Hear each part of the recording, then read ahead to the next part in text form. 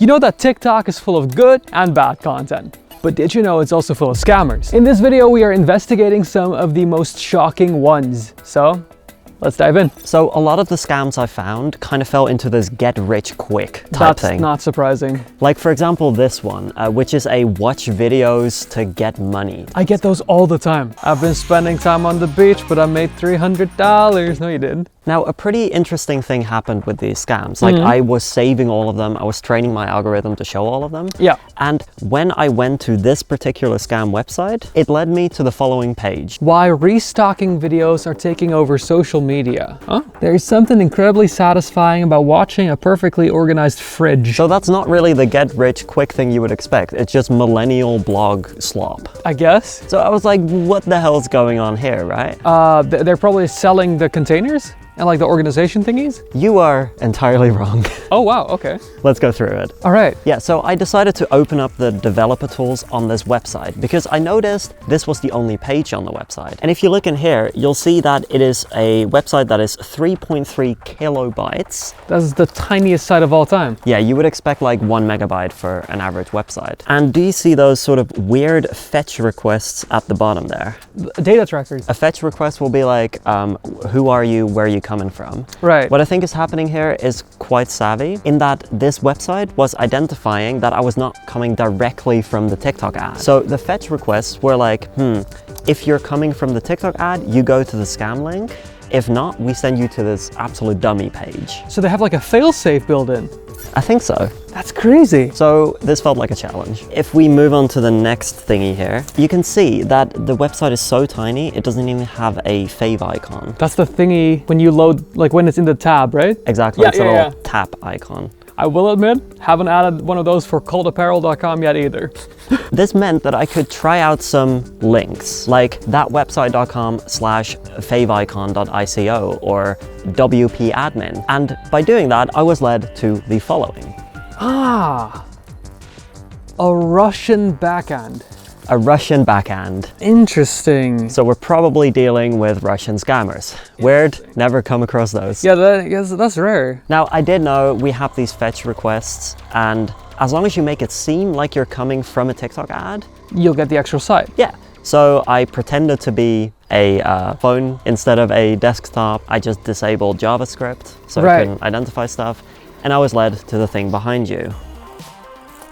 Snellcoin bot. Click and be rewarded for every click. Open in Telegram. Yep. Yeah, so I grabbed the burner number and opened the Telegram app. Right. This is the description of Snellcoin. Welcome to Snellcoin. Tap, collect, and earn coins. Receive gifts for your activity. So it's kind of like a gamified get crypto. But also, if you remember Cookie Clicker? I remember Cookie Clicker. That was the main interface of this. Really? You just sort of tap the coin and then you make money. This has to be real. Case closed. Well, I wanted to figure it out, so I started tapping away like crazy. I tapped 10,000 times. And then I wanted to go and cash out, obviously. I entered my wallet address, right? I made a new one. But it didn't exist. But it's not a real, like, yeah. But your it wallet wasn't right. But it was. You were never getting that €3.80. You know what you could buy like with $3.80 nowadays? Crazy. I could buy like maybe half a sandwich. Honestly, yeah, not much more. But here's the thing. I think Snellcoin, the whole coin tappy thing, might just be a bit of a front. Because within the app, it was promoting this crypto reserve group that you should go to. And within the chat with the bot itself, it said so. Okay, I want to point out, worst image I've ever seen in my life. Inflation is destroying your life. Pump and exit will break you free. And then it ends by saying, send Raphael, I'm joining now. You hit up Raphael, I hope. I hit up Raphael. Hello, my name is Raphael. I'm a certified crypto broker. No, you're not. No, you're not. We'll get to that, trust me. Are you looking for extra income, or are you interested in an advisory consultation? And you said, I want more money. Yep. You capitalized the G. Yeah, sorry, I was in Borton mode. So you look like Borton, yeah. The algorithm does everything automatically. It analyzes the market. Basically, I agreed, and Raphael started running me through the process. I had to download this crypto app, which was a legit one. Okay. And then I had to buy some cryptocurrency to start with, because, you know, you need to do that to start making money. Of course, yeah. But then, of course, I needed a wallet to put that crypto in. Yeah. So I asked Raphael, what do I do at this step? He said, put in this wallet address. Well, just his wallet. So his solution was to put his bank account in, basically, when you think about it. Well, yeah, that was what I was suspecting. The nice thing, we now have a crypto wallet that we can trace, so I started doing exactly that. Oh my! What are you seeing here, Quinten Hyde? It has $1,500 US in there, and it gets about 80 to, like on average, about 100 dollars every day. Yeah, and around $100 is what Raphael recommended I buy in cryptocurrency. So this is telling me a lot of people are falling for the scam. And then they're basically sending the 100 to this guy. Yeah, it's only getting money, but every once in a while, this wallet will deposit all that money into another wallet. So basically just offshore it. Yeah, so I traced that one. Naturally. Oh, it has 7 grand. And we're dealing with a lot more money all of a sudden. Oh no. So he steals at least like 3 grand a month. Yeah, and then this wallet is also depositing it into another wallet. Yeah, I can tell. It's exiting out. It's right there. 25 grand. 14 grand. There's a lot of money going on in this. No. Pretty sus, right? So I was figuring out maybe Raphael isn't quite who he says Maybe he he's is. not swag? Yeah. So I started asking Raphael, like, hey man, getting a bit sussed out. And he was like, bro, don't worry, I'll show you my certification. Which he did. You want to take a look at it? He made something in Word or something. I'm calling. Oh my God.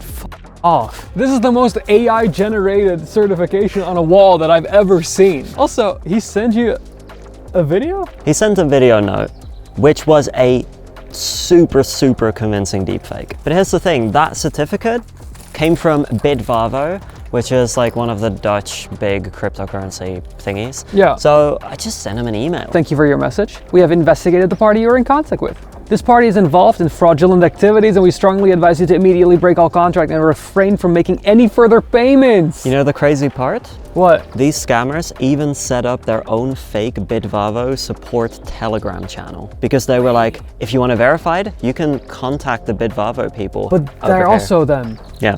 Oh gosh. But I did have Raphael's face now. Yeah. And I just wanted to figure out whose identity they were stealing. So you put it through the facial recognition software. And it led me to the following guy. Rachmanov Daniel Vashilievich. He is a Russian actor who has a lot of photos of himself on the internet to be like, hey, you can hire me as an actor. And therefore, I think they had enough data to create extremely convincing deepfakes of this guy to scam people out of a lot of money. That's crazy. He's tall. It says that. It says there. That's the most important thing. Yeah. No, but that's actually insane. Like, they took his likeness to scam people out of tens of thousands in a country where no one will know who that is. And yeah, the crypto reserve group they're running had almost 10,000 members. Oh. It's so depressing. Oh no. So yeah, all of that just from one TikTok ad. Okay, so you've just been scammed out of loads of money. Yeah. Don't worry though, you get this ad on TikTok. Oh, nice. Trouble with lost funds? We help you get it back. No. You ready for this one? No. When you tap on that ad, you have to fill out a little questionnaire. Specify where the refund should be issued from. Online casinos, cryptocurrency, bookmakers. And then, are you ready to have a free consultation with your legal specialist? And I was like, oh, yes, I am. Oh no. Now, to be fair, I was going through all of these scams. I'd kind of forgotten that I'd filled out this application form with one of the burner numbers. Right. So one day I'm just sort of doing work at home and I get a call on one of the burner phones. Okay, yeah. So, first of all, tell me what has happened to you. I will find a solution for your case. I invested in a crypto thing and yeah, lost my money. Alright. So, you've contacted them and started the investment process, right? Yes, on Telegram. Oh, pretty much fresh case, so no problems with the recovery, I believe.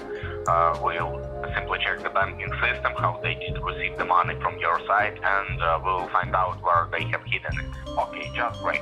Can you open your email just right now? I'll provide you with the request to provide me with the evidences of this case. Okay. Yes, I have email. Okay, first off, that is crazy. Second off, I'm really curious what accent you were going for. Okay, here's the issue, right? I had filled out my name as being Jan, but the email I used was Jurspelt. Gotcha. So I was like, oh my god, do I need to do a Dutch accent? Whatever, bro sounded Italian as hell. To me, that was Russian. Send me the email. To me, that was so Russian. He told me to open my email and he was sending me an email that I could reply to with all the information. Right. His email gave me a bit of information. Good afternoon. This is Quinten, a senior lawyer from Hague's Law. Hague's. Here's the list of required documents to open the case. This is Hague's Law's website. We help navigate complex financial situations and create a clear path to resolution, calmly, transparently, and professionally. It was a very, very nice looking website. Yeah, it looks like a law site. It's pretty great. Yeah. That's Kevin. There he is, deputy director. Yeah, that's not a real person, is it? He looks pretty believable, wouldn't you say? I mean, his phone is melting. It happens. It gets really hot in Switzerland. You want to take a look at another member of their team? I do. So remember, they're a law firm from Switzerland. Yeah. It's Michael Curry, legal advisor, best lawyer at the firm award. And then if you look through the window, you see Swiss mountains. This is the most, like, you tell AI to be like, this is lawyer in Switzerland, and he's really good. Yeah. That's actually, but also like, this is like a Mr. Beast thumbnail. It like, is. It's so smooth. It's crazy. They also said on their website that their team was like massive. I think it says that like 30 people are working there. And this guy's the best one. Oh yeah, Michael Curry. Love that guy. An interesting thing on their site though was that they had a Czech company thing where they just said their full registration and everything. No, but their law firm was registered in the UK. I love the English Chamber of Commerce. It's really good. Yeah, the way they're actually, I was also surprised. They exist. Yeah, Hague's Law is real. So I did some more digging into the Chamber of Commerce. The average number of employees was 2. That's not 30. I'm starting to feel like they might not be real. But they have a real registration. So I started looking into the registration of Hague's Law and I found a website for them. The website we were on was hagueslaw.com. Their website link... Co-UK? Yeah. Co-UK. You want to take a look at how that one looks today? Oh, it doesn't exist. It's completely empty. Hague's Law used to be a totally legit law firm run by 2 people. Yeah. It seems like they are no longer active, but they haven't like exited their registration. Like disbanded, right. Yeah. So the scammers found one of those. And just yoinked it. But it's very convincing. It's very convincing. It's painfully convincing. So I figured this out and I gave Kevin another call to confront him. Kevin, hi Kevin. Hey, I'm going to tell you something and I need you to listen. I know you are a scammer and that's okay. Yeah, okay, hung up. Kevin, no! I was rooting for you from the start. Yeah, mamma mia. I guess that didn't work. Mamma mia. He was Russian. I think he's Italian. Mamma mia. Things aren't going well, right? You've lost a ton of money and now you're getting scammed by your lawyer. Yeah, no, and then you get scammed because you got scammed. That's crazy. It's smart though to target people who are already vulnerable to getting scammed. And Borton just needs a friend, man. Finally. He needs a friend. Don't worry, there's a TikTok ad for that. Look at this one. Free party, special invitation. Yes. Yes. Oh, yes. Yes, very good. So if you tap that one, you are taken to this page. And then you have to join a WhatsApp group, but you can go do campfires with them, water activities, desert camping. Yeah, classic desert camping in the Netherlands. Who doesn't love that? So yeah, you can join the WhatsApp group. However, when you tap that one, you're not really taken to a WhatsApp group. You're taken to, a business account ran from the US number. Just an individual. Uh-huh. But hey, Borton, he just really wanted company. He wants friends, and he's from the US canonically, so it works out. Exactly. Hello, are you here to learn about participating in Ethereum mining for rapid profit growth? This was exactly like like the Raphael scam. Borten was so disappointed, man. But don't worry though, there are way more TikTok ads like this. Oh God. Someone close to you wants to make contact. Discover more today. Hot singles in your area? Oh gosh, Borten is in on it. Yeah, this one led to another number. So it's an English number this time. Yeah, and it belonged to a 29-year-old named Sophia. Borten and this way younger girl started talking. Do you want to do our favorite thing where we run through the conversations? Yes. Would you want to be the girl or Borten? What are you feeling? Do I need to do a voice? Yeah, I think so. My name is Sophia. I'm 29 this year, mixed Singaporean and Dutch, and currently single. Nice to meet you. And then she sent a picture. I just got home and I'm resting for a bit. Whoa, you are beautiful. I'm also currently single. Then she asked for a picture of the Bort. Of course, this is me. How long have you been single? For 7 years now. You? You look really neat and clean. But why a UK number? Right, of course. Well, I'm currently living in the UK. Later I'll go to the Netherlands to visit my dad. Then I guess you must really like working out, right? Because he looks so ripped in his picture. The Borten loves it. One pattern that started unfolding was Sophia sending Borten pictures of her food. Right, nice, yeah, lovely. Now, we both quite like just Asian food in general. That is true. Yeah, okay. Was it good? I just made a simple meal. What am I looking at? Egg with void? I'm mostly looking at the void. I'm guessing it's soy sauce, which like... Probably. It's not that bad of a meal. It's just like a Quinten Hyde taking pictures of food as picture. Of course, my love. That looks absolutely delightful. Here's another one. This is my breakfast today. Yum yum. What am I looking at? Sandwich? Bacon, egg? Something. Jam? What did you cook for dinner, babe? Spaghetti casserole, darling. Is this your favorite? What a weird question. Yeah. Hey, I'm having this. Is this your absolute favorite of all time? Well, thankfully it was, and she was very interested in this. So Borten sent his favorite spaghetti casserole recipe to Sophia. With an IP grabber. With an IP grabber. Yeah, they were definitely using a VPN to show that they're coming from the Netherlands. Right, because she was in Amsterdam, which is the VPN location.